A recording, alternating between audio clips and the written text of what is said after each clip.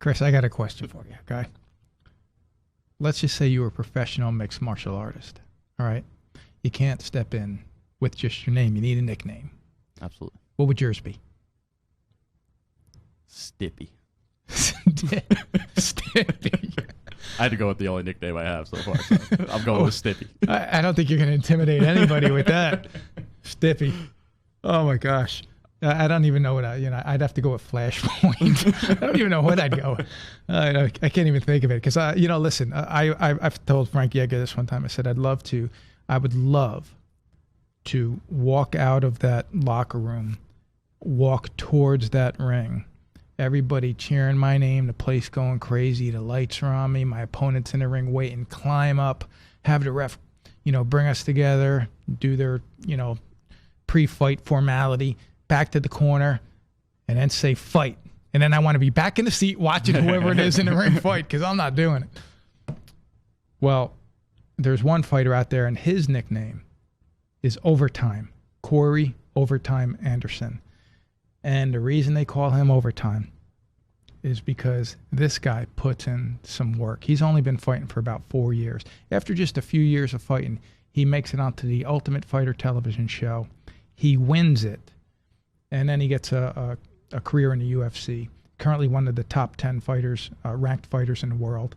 And, man, this guy's had some great victories. He's had some heartbreaking losses, but he's shown an incredible amount of maturity. But the reason I wanted him on this podcast is because of his work ethic. Because anyone in any field can learn from a person whose nickname is Overtime. Welcome to Flashpoint, the Fire Inside podcast, featuring leadership and team-building principles designed to ignite your inner fire and help you reach your full potential. On our program, you will learn from professional athletes, military and business experts, inspirational figures, leaders in the fire service, and other top achievers who have reached the pinnacle of success in their chosen fields. And now your host, international speaker and best-selling author, Frank Viscuso. Corey Overtime Anderson, welcome to the podcast. Thanks for having me. I'm very happy to have you. Listen, I've been looking into your background and your story ever since you came on the scene, and you got a really interesting story. You grew up in Illinois, and tell me what it was like growing up. Is it in Rockford, right? Rockton. I was born in Rockford, but Rockton is like 5-10 minutes outside of. It's a smaller town. I mean, growing up, excuse me, when I was growing up, they have a population sign when you go by the high school. I remember when I was in like 3rd or 4th grade, riding my bike to the local Burger King, which is like 6 miles from my house because it's so local. Yeah. The sign, I remember reading like we had 1,200 some people. It was so small. At the time we had 4 stops. No, I'll say probably 5 stop signs throughout Rockton.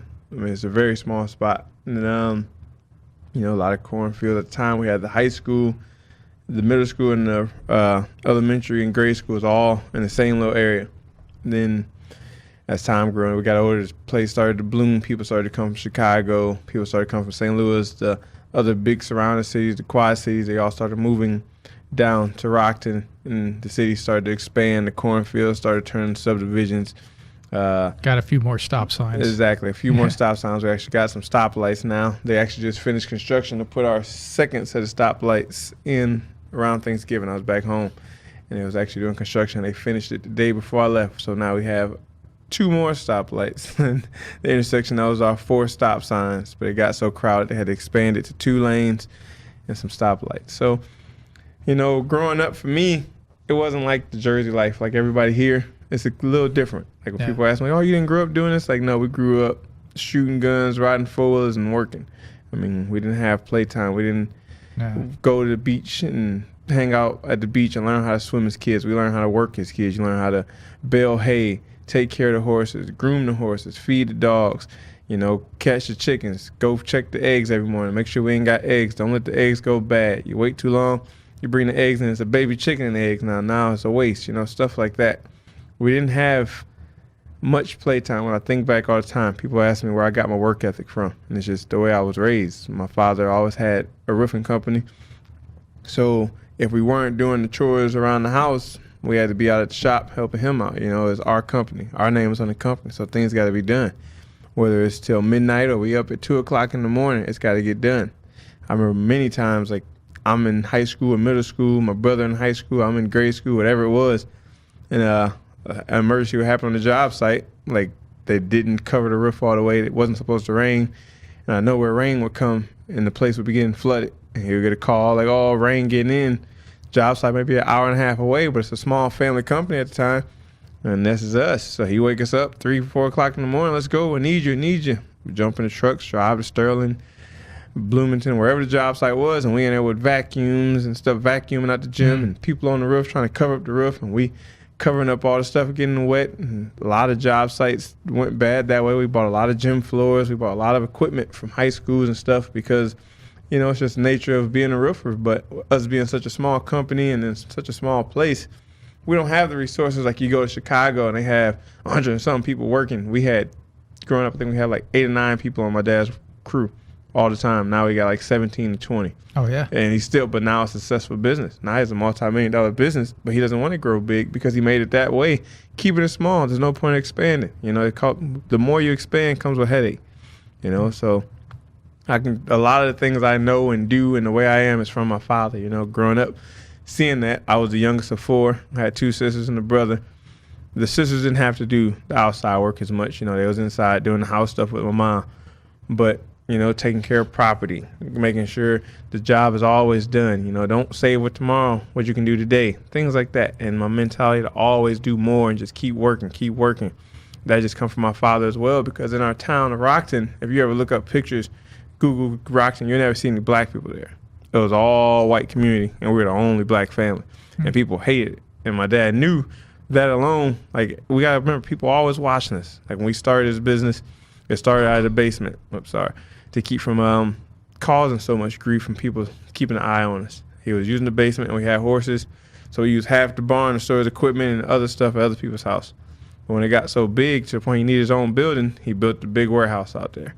We had 7.2 acres. He used half of it to build his warehouse and parking lot. And most of the people didn't mind, but there's always this one neighbor guy or somebody else and his friends always had a problem. We go to City Hall. We had to always deal with that. So everything we did always took a long process. And to this day, that's just something else I always, in my mind, it's like you just got to, I know it ain't necessarily true in every case, but in my head, I just remember growing up, we had to do everything a lot harder than everybody else. So I expect everything is going to be that way. So I don't expect any fight to be easy, any training session to be easy. I don't expect when I go to meet anybody, they're going to accept me for who I am right away. I got to wow them. You know, I tell my lady all the time, she always says, like, when we first started hanging out, she's like, I kind of overlooked you. It's just because I dealt with so many fighters before. She fights too, and she knows. It's like just some of them that just don't catch interest. But for something about you, like just talking to our conversation, you kind of sold yourself to the point where ever since that date, I was always thinking about you. Like I was always wondering, like, I wonder how he did. That was cool that he said that. And that's just, even when I went to college, when I was going to get recruited, I wasn't the best wrestler. When I went on these recruit trips, I sold myself to these coaches to let them know, like, I'm going to work hard. I'm going to do more than everybody on this team. So that's the reason why you need me. That wasn't the fact I was being cocky. I was always just confident. I never been over, like, big boasting, bragging type person. The one time I did that, I paid for it. You know, I did get cocky my senior year in college when I was ranked number 1 in the country and I was beating everybody. For 1 second, I let the humbleness I had leave me. And I never forget my mother telling me, but at the national duels, wasn't national tournament, but it's team national. She said, "You're getting cocky. I don't like it. I've never seen you like this before, and you're going to pay for it really soon."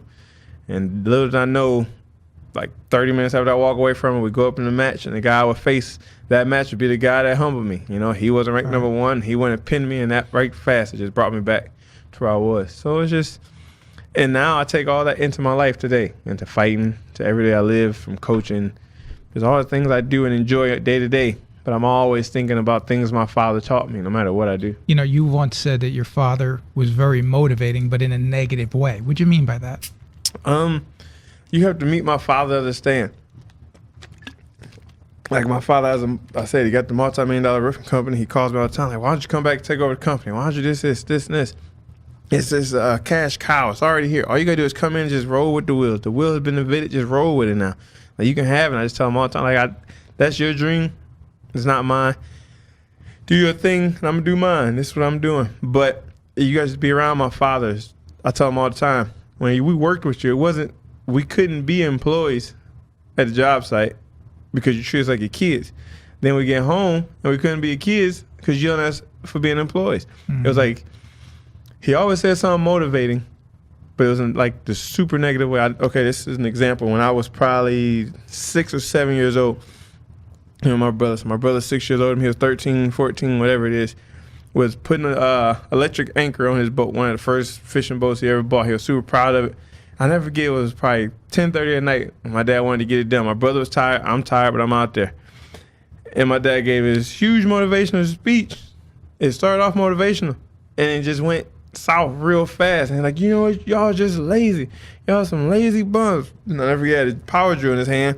And we got the garage door, the garage closed, and he stand up on the boat, and he takes the drill, and he just cuts lazy into the door. Like, you see, that's what y'all are. Y'all are capital L-A-Z-Y, lazy. And it's just like, in my head, I remember looking like, like, wow. Like, now I grew up and I look back 22 years later, 21, whatever it is, and I think like I say all the time, he's super motivating, but he does it in a negative way.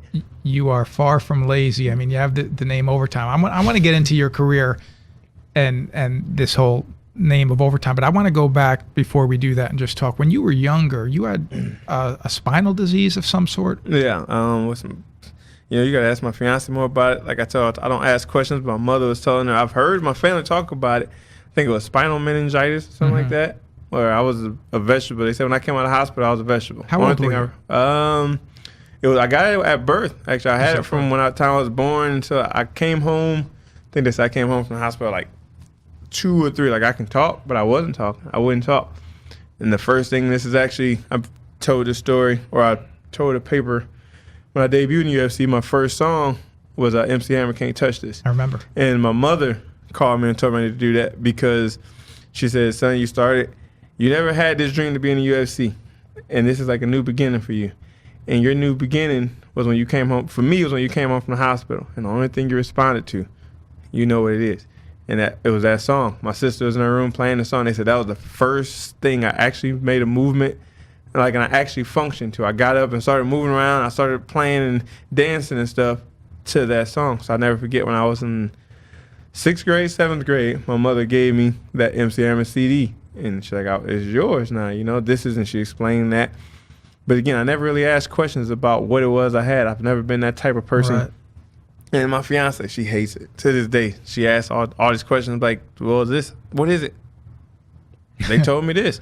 Like, so what does that mean? She's like, Corey, you got to ask questions. Like, I don't like asking questions because I don't like to know. It could be something bad. It could be something good, but I'd rather not know. If somebody asks something, they said I had this. Like when I told her, or when I did my interview after the Jimmy Manuel fight, I said I had a spinal disease or whatever. Like, in my head, I still didn't register that spinal meningitis was that bad. When I got back, like, bro, you had spinal. Most kids die from that, and you survived it. Like, what is that? And my fiance broke it down, how bad it actually is. I was like, oh, it's kind of crazy. I mean, we just a family of fighters. My brother was 3 months premature, born probably this small. I think all of us had something wrong with us as kids. Yeah. But we all, to this day, we made it. So you mentioned that you wrestled. You wrestled in high school. You wrestled in college. You had a good career. At one point, you broke your leg in 3 places. Did the doctor tell you your wrestling career was done? Yeah. Yeah? Yeah. I mean, that's just another story in my life. It's always something. It was always telling me I couldn't, I shouldn't, I wouldn't, I can't, and I just always did it. That leg was that the first or second? I think, that was the first incident I had in college. Before the season even started, freshman year in college, I'm drilling with my coach. Just a simple drill. Work, he shoots a single leg, I defend it, he shoots a double, hit with my hips and score. When I defended the single leg, when he shot the double, I bumped with the hips and I fell back. And I never forget, he was just like, don't look down. I'm looking up, and I'm like, well, I thought I just tripped, so I'm getting ready to get up. He's like, don't, sit down, stay there. I'm like, what? And I looked down, and my one foot was pointing up, and there was no foot on the left. Like, what? And I looked, and it was behind me, twisted. Like, what happened? He's like, I don't know, just don't panic. And right then I panicked. There was a pool on the other side of the door in the restroom. It was a wrestling room and a swimming pool. I remember I was bear crawling to get to that door. I was going to jump out the door, just jump in the deep end, just let the pain just drown myself. What weight did you wrestle at? Heavyweight. All right, because I heard you say that when you were healing from that, you went up to 297.8. 297. Was that what you were wrestling at before you got injured? I wrestled at heavyweight from my freshman year in high school to my senior year in college. And what's your weight now? You fight I walk at around like 225, 230s. Yeah, I mean, that's a story right there. I got down to 200 at one point. I tried to see how low I can get. When I got to like 197, 198, I was like passing out, having nosebleeds, and that's when I realized like this ain't gonna happen. And I did the body fat test. And even when I was a big guy wrestling, we did the body fat test. It said the lowest you can get is like 203.4. Then when I got down to like 210, like after I started passing out and I got back up a little bit, it's like lowest you can go is 201. And even today, like they're like, oh, you should go 20, or you should go 185. You should go 185. You can do it. This and this. I went to the PI, had them do the test and everything, and even he emailed me last week and said, Corey, I wouldn't advise that. Like your body says the lowest you can go is 201.8, and it still hasn't changed. It's just that's my body. I might look lean now, but it was a long process to get here. Like I don't think people here realize I was once 300 pounds, and if you seen me, it wasn't like I was 300 and like the guys that the belly jiggle. It was like a 300. Like I could wrestle, I could move, I could run, but I was just 300 pounds. I was a big dude. Wow, that's something. And you didn't think when you were younger, I want to be a mixed martial artist. This came after college or around? Yeah, I didn't want to be a mixed martial artist when I was being a mixed martial artist. I was tricked into this sport. And Ben Askren, he just retired. Coached me my senior year at Whitewater. And I never forget when I walked off the mat, my phone goes off. I grab my bag and stuff. I feel my phone going. All these congratulations. And I see Ben. Congratulations, great career. Not many people can say they made it to the national finals, Matt, and did what they did. Granted, you didn't win. There's still more. And we was training for the Olympics. That was my mindset. Work with Ben, get to the Olympics. All right, we'll start wrestling, whatever. Meet me at this address. And the address ended up being an MMA gym, which is where I met my fiance at that day as well. I didn't know it was an MMA gym. I remember walking downstairs, and you see this big yellow sign, Rockford Sport MMA, or Rockford Sport Kickboxing, what it said at the time. It didn't say MMA. Duke Rufus. Yep, Duke Rufus. So I'm thinking, like, where in the world, where am I going? And I go downstairs, and you got all these cage rooms. They got wrestling mats, but it's not like your normal mat. It's mat. It's my first time in a jiu-jitsu or MMA place. I've never seen anything like it. It's like everything in the cage, and I'm wondering, like, what in the world is going on? And Ben is actually running a wrestling class, so it's like it could be wrestling, but maybe it's a different kind of wrestling. And then he came on and he goes, oh, Corey, glad you can make it, blah, blah. He said, I know you came here to wrestle, but I got to tell you, this is your new sport. Like, what are you talking about? Like, I want you to try it. If you don't like it, that's fine, but at least try it. Just try it for me. What are you talking about? Try it. Like, oh, MMA. Like, I guess he thought I knew something about MMA. I was like, what? No. Like, I'm here to wrestle. Like, I got wrestling shoes. Hey, girl, I'm here to wrestle. He's like, you can do all that stuff, but just throw punches. Like, I'm cool.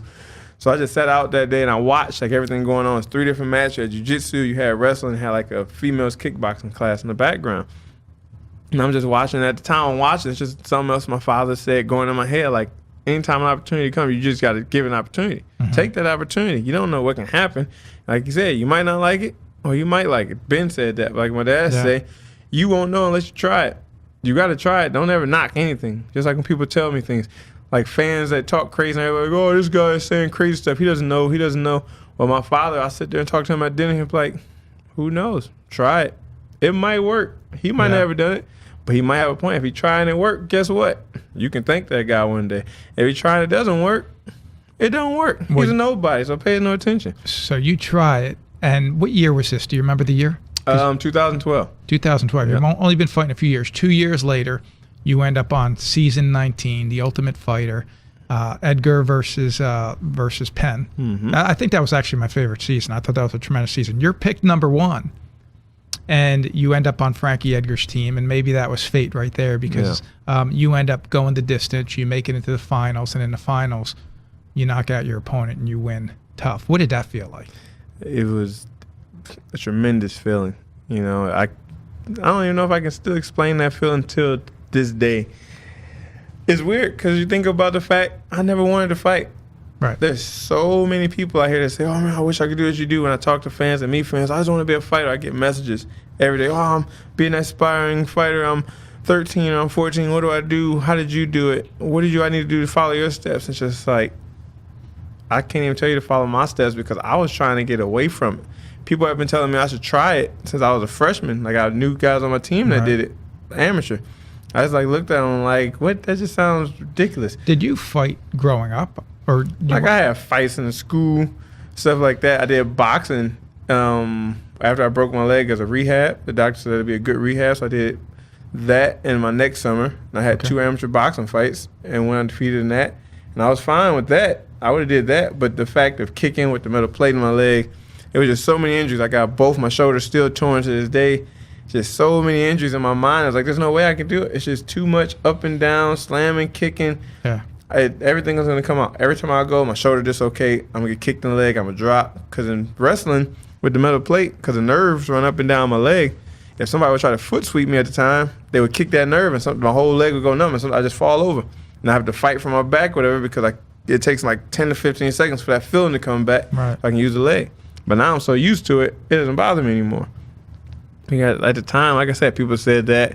And then Matt Hughes was the king of my junior college I went to. He would come back and everybody wanted to be like Matt Hughes. Oh my God, Matt Hughes, I'm going to be the next champ. Yeah. He got his big shrine in the basement and everybody used to say the same thing. He went to your college? Yeah, the junior college I went to. Now, Matt, for people that are listening that maybe don't follow MMA, we're talking about a true legend in the sport, Matt Hughes, and one of my best or favorite fighters as well.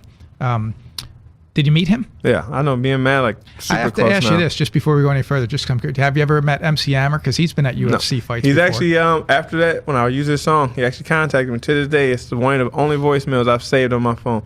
4 years later, it's still on my phone. He called me after I won the fight, congratulated me, and told me if I ever want to get a hold of him, call him, we can talk, whatever. I can come out to Cali. I texted him. We talked for about a good 6 months straight, but I just never could get my schedule to make it out to Cali where he was at. My niece, Kristen Henry, is a huge fan of yours. After this, I want to place a call to her. I'm kind of hoping she doesn't pick up. I know she would love to hear from you, but I'm kind of hoping she doesn't, so you could leave a voicemail for her, because I'm sure she'll feel the same way. After The Ultimate Fighter, you win it. You get an offer from Mark Henry, Frankie Edgar's boxing coach, and come work with us anytime. And you landed home, and you picked up the phone and called him, didn't you? Yeah. And how soon did you come out to New Jersey to train? I had to finish. I had a job and stuff and going on back home, so I had to finish that. I had a lease going up until April, and the show happened to air April 16th. So I literally packed. I went home and started packing everything up already, knowing like I'm leaving here once the lease is up. My teammates told me when I left. The main guy that I worked with, he told me like, when you go to this show, he said, I already know you're gonna win it, so you ain't gotta tell me when you come back. When you go to the show, you're gonna surpass all of us. There's nothing we can do for you here anymore. And I want you on there network. I want you to figure out where you're going when you get back. That's tremendous advice. Yes. And it was crazy the fact when I landed off the plane, I had to call or text from, it was Ricardo texting me, hey, Monster, congratulations again. Just want to say this. Frankie was saying, bro, don't forget, just keep working on jiu-jitsu. I'm so proud of this. And then Mark was like, yo, bro, so proud of you. Anytime you want, you can come out here. I think he's just being generous. I don't think he actually wanted me or expected me to pick up and leave. But when I called him and told him, like, yo, so where you guys based? I was like, oh, New Jersey. You going to come out? Like, yeah, I think I'm going to come check it out. So when all my lease was up, I threw everything in my car, went home, put everything, like with a trailer, loaded all the stuff in my dad's garage, his extra garage, and told him I'm out. In the morning, we hitting the road. Next stop, New Jersey. After that, I'll be back when I'm a champion. And that was it. Did you get an apartment when you were here? I lived in the Nappy's attic, actually. Frankie's father-in-law. Frankie Edgar's father-in-law, so exactly. What does Frankie Edgar mean to you then? Like I made a post on Father's Day to him alone. It's just Frankie is just like the coaches I've had growing up in college, you know, because when I got picked up in college my freshman year, when I first got recruited, I never made it to state. And, you know, in Illinois, if you don't make it to state, you're not going to college. I was one of the only kids to go to college that did not make it to state.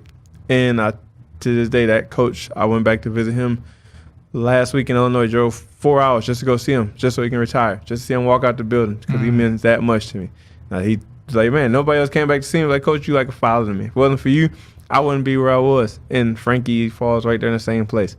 I made a post a month ago saying so crazy that somebody so small can mean such a big impact in my life. Because if it wasn't for him, I wouldn't have been here. If he wouldn't have picked me first, I wouldn't have probably. If I would have went to BJ Penn's team, I doubt I would have had the outcome I did.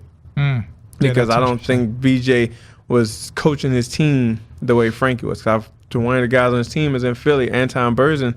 We talk all the time. He says like like, I wish I would have had that opportunity. I talked to Josh Clark and other guys from the team. They all said, from what you guys say, how your practice was nothing like ours. Cause we would just go in and go live. We would just spar and beat each other up. When they came in, and it was just like it is today. Mark Henry came in with the weekly schedule every time. Yeah. Who's training partner? Who you going to train with this day? Who you going to train with the next day? When you do sparring, what rounds with who? It was all calculated out to like science, to where you didn't get hurt, and you got the most out of every practice. When it seemed like the other team, they was winning the spar and nobody learned anything. And I think that right there alone speaks for us as a team, like the Jersey Iron Army as a team, how they operate. Everybody is a family. You're not a number. You're not just somebody's paying to be on a team. There's so many teams out there. They allow people to come into the camp. They don't care what happens to you in the cage. If you get hurt or whatever you want to do next, it really doesn't matter as long as they get paid.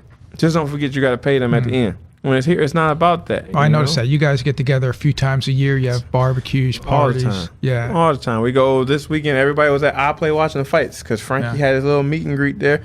So I went there, told some other teammates, some other guys I spar with that's not part of our team. We go in here, and the next thing you know, it was like 3 or 4 different affiliate gyms packed up in there. We talked about this off the air, but we might as well bring it up now because you said you were out watching the fights and you're talking about Eddie Alvarez fight against Justin. And I mean, Eddie's one of your teammates. Mm-hmm. What'd you think of that? Just a beautiful massacre. That's what I said about Justin Gaethje's fight when he fought Michael Johnson, but now it's like Eddie just took over. That was a beautiful massacre. Even with his leg, you can tell the legs started hurting, but he played it smart. He played his game. And if you watch the fight, the interview they played of Gaethje before the fight, he said, everybody knows I'm coming out there to bang. I'm not taking any shots. There's no point in the fight. I'm going to take shots. I don't take shots. I'm going to punch. Eddie was eating him up so much he forced 2 shots. Yeah. And that's how he got knee. He was getting ready to take another shot. As he level changed, Eddie threw that knee. It was an amazing fight to watch. It was really, I mean, it was like a battle of wills. And you got to give Justin credit. I mean, 100%. He came at it, and I'm happy for Eddie with that fight. You know, I want to talk. This is one of my primary reasons why I'm hoping that, I have a lot of people in my industry or any industry listening to this right now, whether or not they're a fight fan is regardless, because what I love about you is your work ethic, your dedication. I like the fact that you understand something I was just talking to a friend about he was a professional soccer player. I was just talking to him about this the other day, is that you want to be a professional athlete, or if you want to reach the top level and reach the pinnacle of success in whatever sport or business or whatever your chosen field is, you have to at some point have an obsession with what you want to accomplish. You have to be obsessed to the point where you say, look, I have a choice today what I'm going to do this afternoon. I can go watch a movie because I got some time. I can go get an extra session in or put 45 minutes in on a treadmill or whatever it is. I follow you on Instagram. I hope everybody that's listening to this will start following you on Instagram, because your Instagram is incredibly inspirational, because you're always putting out effort to be better. Talk a little bit about that. What does it mean to you? I mean, this is why you're called overtime and 25-8 before overtime, because you put in that extra time. How important do you think it is for someone that wants to become successful as a fighter or anything to put in that kind of effort? It's a must. It's not important. It's a must. You know, there's a difference between important is like, oh, it's up at the top, and a must is like, you have to do it. There's nothing. If you want to be the best, you have to do it. Important is like, oh, it's super important. Make sure you get to it. Don't forget about, like, when they send you an urgent email, this is urgent. It ain't saying like you got to do it right now, but make sure as soon as you can. As soon as you can. That can mean that's option. Right. When it's a must, there's no option. It's got to be done right now. And that's just something, like, I don't do many things in life. And with my girl, it drives her crazy because I'm always running around. But, like, it's not many things I do. I train, I coach, and now I'm hunting. First it was training, coaching, and that's all I did all day. But now I'm hunting, which is why I wanted to wait till I was done fighting, because anything I do, I'm going to do it all out. And if you follow my posts, you know I'm in the woods when it's dark in the morning to the sun comes 10, I got to get to the gym. I'm down, go to the gym. I go home, shower, eat. I'm right back in the tree stand till it's dark again, and I go right back to the gym. And I'm not even in a fight camp right now. Yeah. So right now, the gym is a must. I have to be in the gym because that's what I want to do. I think that's something you have in common with the whole Iron Army team is you're always fight ready. Mm-hmm. You know, and I can't say that about, some of the fighters. They have their off camp times, you're always fight ready, always prepared. I want to. You talked about, you mentioned Jimmy Manuel a little bit earlier. When he was ranked number 4, I think you were ranked 7 at the time when you fought him. 7 or 8, one or 7 two. or 8 in the world, and Jimmy knocks you out. I want to say this for a reason, because your press conference after that was when I became an even bigger fan of you, and here's why. I want to read what you said because I wrote this down. You got in the press conference. People said. People were asking you about how you feel after the fight, and you wrote, look, it didn't go my way. I wanted the way that I wanted it to go, but it was a great experience for me. You talked about how you thanked Jimmy for the opportunity, and you said, I went to the locker room, told my coach, there ain't no reason to be upset. I'm young. I'm 27 years old. I've been fighting for 4 years. I've got a lot to learn. And then you went on to talk about how you've realized some of these guys are bigger than you. You said, I'm a big guy in the gym, but I have some growing. Everybody knows I have cardio. Now I just have to work on building size. And then you went on to say, I'm not the best right now, but I will be. Wherever it is that I got to go, I'm willing to go. I love that, because that, to me, it showed extreme maturity, more so than I would typically see in a fighter your age that's only been fighting for the amount of time you did. But what I love the most about it is you just sit here and said, look, I have identified that I have flaws. Everybody does. I talked to Frankie about this when he was here. Frankie said, look, there's times everybody gets humbled in the sport of MMA. Everybody. At one point, you may think, hey, I'm a professional fighter. But even at the gym, guys are getting tapped out on a regular basis. It's what you learn that's going to make you a champion. And what you said after that and that post-fight press conference, I said, I think this. I mean, you're a champion already, right here. You agree with that? Mm-hmm. And what I'm saying? But I love that about you, and I just want to give you a compliment for that, because, I've seen that the growth follow, and now I watch you again on your Instagram, and I think, man, this guy's putting in the time. It's only a matter of time. It's only a matter of time before I think you'll have that belt around your waist because of the work ethic. And Yes, sir. No, you're welcome. Listen. I know we only have a short amount of time, but I want to ask you just a few questions just to wrap up. And one is, what would you say is the best advice that anybody has ever given you, whether it be MMA related or anything? You mentioned, one gentleman you went on his retirement day, you went to thank him. I mean, maybe it's him, maybe it's your father, but what do you think is the best bit of advice that you kind of go back to when things get hard to get you through? Work hard. It can only last so long. I mean, that right there, that's from my father. That's from every coach I've had. Work hard is just, even at the end, I've heard people, they lose. I worked so hard, I lost, I can't believe it. Like, but do you ever regret working hard? And it might not go your way, but you're going to sit there and say, oh my God, I hate the fact that I worked hard. Because so many challenges that you're going to face in life, you're going, oh my God, there's no way I can do it. Oh my goodness, it's so hard. But when you get done and you do it, you'll look back and say, I did that. Yeah. And that's something you'll tell your kids, and you'll tell somebody else when they going through that at the same time. Like, I see people at the gym whenever they struggling with their weight, and I go tell them, like, look at me. Yeah, what about it? I was 300 pounds. And then nobody believe it. And then people like, I seen the pictures. Like, all it is work hard. It's going to take time. And just don't quit. Because when you look back, when you get to my size, and you can look back and you can tell somebody, like, yeah, this is a picture of me. Look. Or you can tell your kids, look, this is what I did at this age, blah, blah, blah. And you'll say, you'll never regret the fact you work hard. Whether it go the way you want to. It's some people that work hard. I know a lot of people that have been working lose weight for about 5-6 years. And they've probably lost like 25.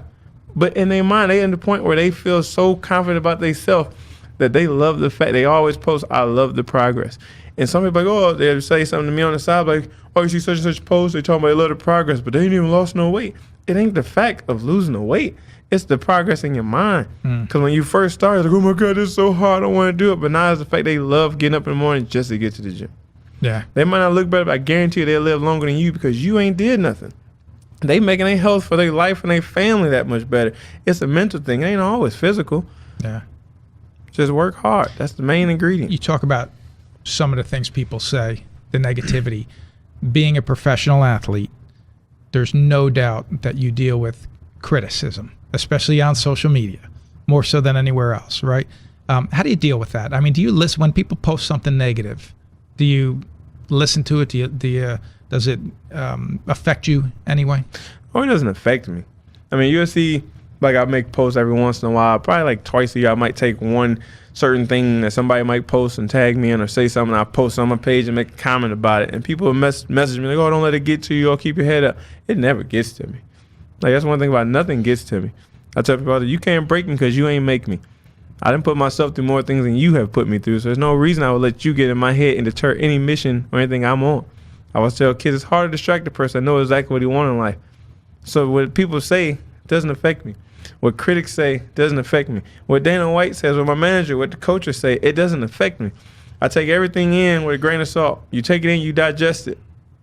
You can take it on, like I said, you can take it and try it, or I can take it and throw it away. What you say ain't got nothing to do with me. Excuse my language, or I'll tell you in a nice way, what he eat don't make me crap. That's why I look at everything. So you can say what you want. It's a waste of breath. If it's knowledgeable, I'll take it.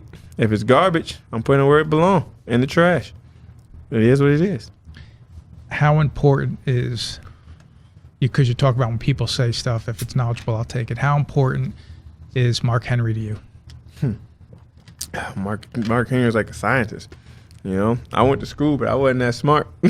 And Mark Henry, I should mention again, just for people that don't know, he's your boxing coach. Yes. And boxing coach for your whole team. Yeah, and that's the thing. Everybody look at Mark like he's the boxing coach. He's not just the boxing coach. Most of our takedowns and stuff we get in the fights, he called before anybody else. You hear Ricardo and everybody else saying, oh, the jab is there. Brother, jab or the kick. Mark is sitting there yelling out a takedown combo. So you got a jiu-jitsu coach telling you boxing. Because it happens so fast. Mark, like I say he's a scientist, and people don't understand until you work with him. I remember before my girl was my girl, she came and visited me, and I had a pad workout with him. And like I said, she trained under Duke Rufus, one of the best strikers in the world, striking coach, whatever. And she been with him for 5 years at this time. She come here on one pad session. She was like, oh, my God. It was me and Chris Wyman. She's like, I just learned so much in that little session, that hour session y'all had, and got so confused at the same time. I took more from that than I had in 5 years with Duke Rufus. Like, he breaks everything down for a reason. And the reason why my lady loves it is because she loves asking questions. And like she said, everything has to be for a reason. And everything Mark throws, if he tell you throw a jab a certain way, in this fight camp only, there's a certain reason. Because this guy, when you throw a normal jab, he either kicks or he's going to shoot for a takedown. So he'll take away to turn the jab. It'll be the same jab, but you're going to turn everything different. Your punch won't turn all the way over, or your step won't be as hard. And you'll work that one thing until you got it. And he'll have it written down on the wall. You come back after you master it, it's on the wall. I wonder, see, I see his Instagram too. He's got a lot of stuff written on the wall. I did not know what that was. So that's what it is? It's Bible scriptures, it's motivational quotes, and every camp, you got your own game plan. And then you got the key notes. And he'll text me, it'll be 2 o'clock in the morning, you in bed. Whatever he said. Something he said that day, just make sure you remember. Put it in your phone. Save it now. That's awesome. And like before you come over tomorrow for mitts, make sure you go over there so we know exactly what to do. And you don't get coaches that do that. Like I said, this guy's been, if you pay attention to both the fights this weekend, one fight was in Vegas, one was in Detroit. Yeah. Now, if you saw, he was in Detroit through the week. Mm-hmm. He ended up in Vegas when Deanna Bennett fought. And he was back in the morning in Detroit with Eddie warming him up for his final workout. You tell me a coach that does that much. And by the way, guys. the next day he was shopping with his daughter. Exactly. Yeah. Christmas shopping with his daughter. And now where is he at? He's on his way to California to corner Marlon Morales. This guy's been on the road since October or September. You tell me a coach that does that. That's amazing. And he does it out of his house and runs a pizzeria with the family. 2 kids, a wife, and 2 dogs. Yeah.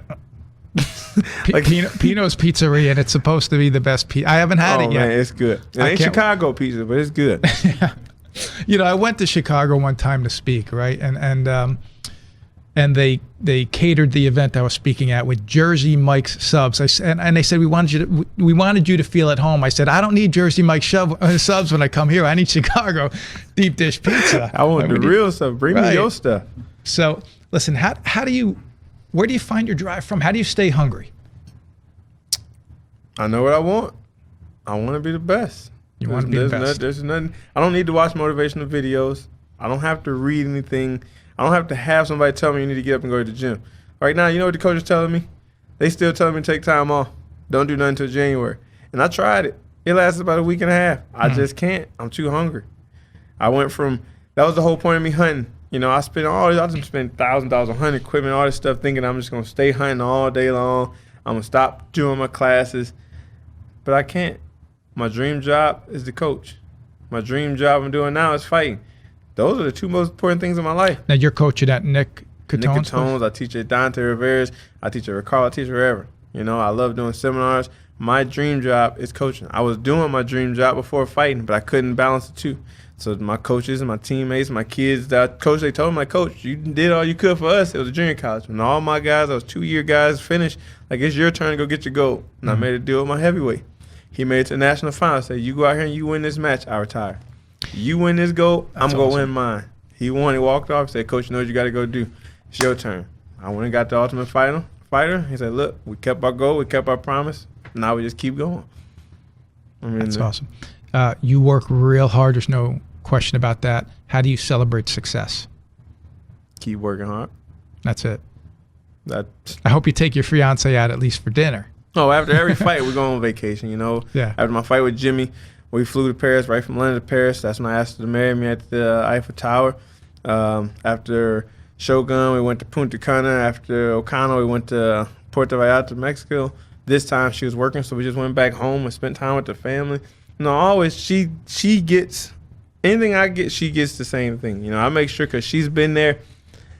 I done dealt with a lot of females. I had a lot of females in and out during this fight career, even wrestling my whole life. Like, I've always been good with the females. I like having females around, but like I tell her all the time, I never had like this. Like, not even just the conversation alone. Like, the conversation, that was our first date. When she asked me, like, I hope you had a good time. I said, you know what I enjoyed most? Your conversation. Like, she was a pretty face and all that stuff, but her conversation was so intellectual. That was what got me. Yeah. And that's what wanted to make me come see her. And I just grew to everything. She's everything I could ever want in a female. So, and she's here for me, and I'm everything she wanted in a man. What I'm doing, she doing. She fights, she work, I work.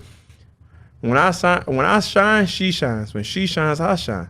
So I told her all the time, why do I ever try to tell her, but tell her, why do I want to bring my lady down? Because if I bring her down, then I'm going down with her. I'm going to do everything I can to lift her up and make her feel good about herself. Because if she feel good, I feel good. She look good, I look great. And when I look great, she look better. So we keep clicking off each other like that. It's going to be an ultimate duo. And I just can't. I love it. I can't get enough of it. You know, I've had, like I said, so many different relationships, but it's just this relationship is just something different. You just get that feeling, and it's a good feeling to have. I was going to ask you how important loyalty and family is to you, but I think you actually just answered that with that question. That's really awesome. Let me ask you, what is your favorite career moment so far? Is it winning the Ultimate Fighter? No. What is it? My favorite career moment is inspiring these other kids that can look up to me and see my page, go do seminars and sign autographs and hear kids say, oh my God, you're such a huge inspiration. Like, one of the kids came up to me in Nick Catone's I haven't seen since my fight. And she said, Corey, even though you lost your fight, I just want you to know you're a huge inspiration for me. And I still love seeing you come to the gym and teach and watch you work out. I was going to cry in the locker room and cried. Like, this little girl, she probably don't know anything about life yet. She's probably like 6 or 7. But the fact that she's seen me long enough, and I actually met her when everything happened with Nick Catone. She was actually their daughter's best friend, and she ended up coming to the gym. I was over there like every day for like a week, and that's when I met her. And then she just came to the gym one day, and she signed up, and now she's there, and she always comes like, oh, my, hi, Corey, you're such an inspiration. Oh, thank you. That was cool. I saw you do this in practice. I like that. And that's the stuff I love this job for. You know, the money, the fame, that's all for the birds. Like I said, as long as I'm happy, I don't care about the money. There's a lot of people, I think, that maybe don't understand UFC or MMA, and maybe they think, hey, it's a violent sport. You need to hate the person you're fighting. You don't. I mean, it's a sport. It's a skill against a skill. But you seem, and I don't know this for sure, but it looks from the outside that you have pretty good relationships with guys that you fight. Very respectful afterwards. I don't always see this, but after your fights, I often see you with the guy, you know, posting maybe a picture on social media and all. So it's nothing personal about the sport, right? I mean, it's about skill level versus skill level. Is that accurate? Business. It's about business. It's a job. So like my father, my father's also, even much as he's on me, he wants me to be the best. When I told him I was fighting, that was the one thing he never agreed with. And because he's such a Christian believer, he believes God wouldn't want me beating up another man. You know, I wouldn't want you, that's a savage. But I told him right there, like, I'm not, you know, I don't have anger towards anyone. I don't go out there trying to kill anybody. I'm not telling myself I need to go F this guy up before he does me. I got to go do my job better than him. And just like you want me to do if we was rougher. You want me to work better than that guy? You want me to work better than this guy? Find me another job. Everything I did, you told me to work harder than the next person. This is just my way to go out there and show. There's no question to it. That guy's going to win. You know, the better guy's going to win. But then none of the time does the better guy win, but I'm still going to work hard. And that's why I just want, this is my way of working hard. I enjoy working hard. I enjoy labor. This is what I'm going to do. When I was, I wrestled when I was younger. And when I was, I think a junior, the #1 kid in the state in a certain weight class, returning state champion, everybody was talking about him. All the papers were talking about him.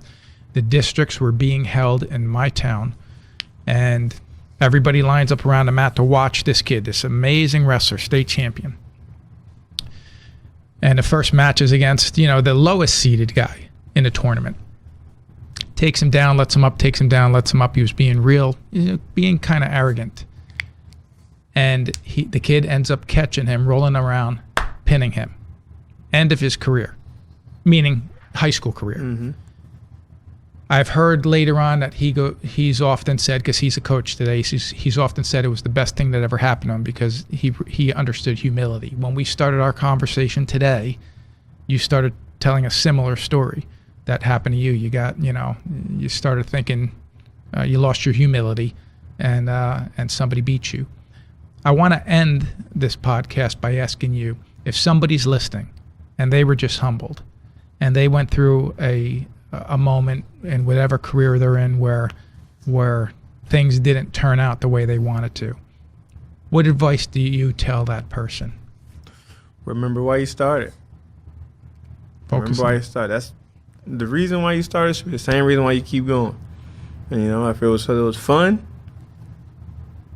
well, that's the main reason. I tell every kid before you go out and fight anything, have fun. Some people get caught up in everything else.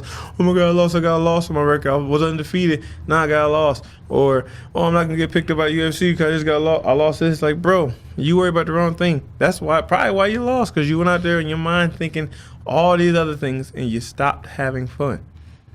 So whatever it was that you got into it is what's going to keep you coming back and back and back, and that's what's getting you in the gym every day. Yeah. Once the fact money and all that other stuff become the motive, you might as well walk away, because it's no longer your heart isn't it anymore.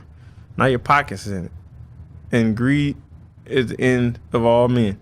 You know, you're never going to have enough, because once you get a lot of money, you're going to want more. You're going to know there's more ways to get more. You're going to keep trying, and eventually you go up just as fast as you come down. Just anytime you get humble, remember why you started and just keep going. Corey Anderson, thank you so much for coming on to the podcast. It was a pleasure to have you here today. Thank you guys for having me.